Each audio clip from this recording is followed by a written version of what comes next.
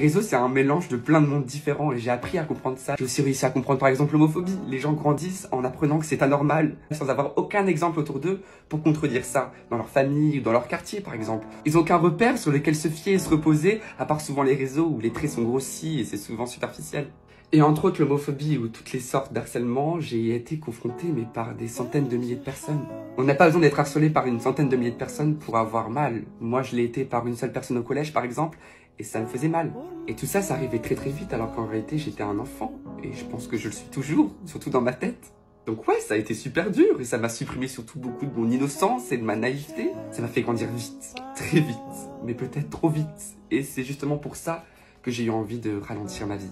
Avant la vidéo de l'église, j'avais donc perdu mon compte et ça faisait déjà 4 mois que je n'étais plus sur les réseaux. 4 mois que je n'avais plus posté de vidéos. Et quand la vidéo de l'église m'a donné cette visibilité pharaonique, imaginez juste à ma place, du jour au lendemain, une vidéo que vous postez fait genre 200 millions de vues. 200 millions de vues et chacune des vidéos que vous postez ensuite en fait 10 millions. Comment tu gères ça? Qu'est-ce que je fais? Est-ce que je supprime tout? Et là, je vous en prie, le sujet actuellement, c'est pas ce que j'ai fait. Je sais que vous attendez des explications parce que vous en avez besoin. Certainement parce que vous avez souffert, peut-être aussi des fois à travers mes vidéos. Je me suis jamais vraiment expliqué, ou même excusé, ou même... J'ai essayé d'être étanche le plus possible et j'ai montré rien de ma sensibilité ces derniers jours parce que c'était dur et je voulais pas le montrer. J'ai été dans une posture de victime toute ma vie.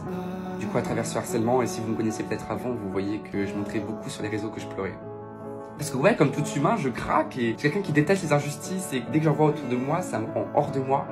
Enfin bref, c'est pas le sujet actuellement, je pense que je vais vraiment faire une vidéo dédiée à ce sujet-là parce que vous l'attendez. Et je pense que je me dois peut-être de la faire si je veux exister ici. Quand cette vidéo a explosé et que tous les projecteurs sont tournés sur moi, que je suis littéralement redevenu une personnalité publique alors que j'avais arrêté de l'être depuis 4 mois, que tous les médias m'ont appelé, toute la presse m'a appelé, ils m'ont tous appelé, que j'ai fait les plateaux TPMP et tout, on m'a tendu la main pour m'excuser, on m'a tendu la main pour supprimer toutes mes vidéos. Et je l'ai pas fait. Je l'ai pas fait parce que je voulais tout arrêter. Parce que j'avais plus envie. J'avais plus envie de me racheter, j'avais plus envie de chercher à être apprécié. J'avais plus envie d'être honnête et de montrer ma sensibilité comme je l'avais fait avant. Parce que comme je vous l'ai dit juste avant, ça m'a coûté trop cher sur ma santé mentale.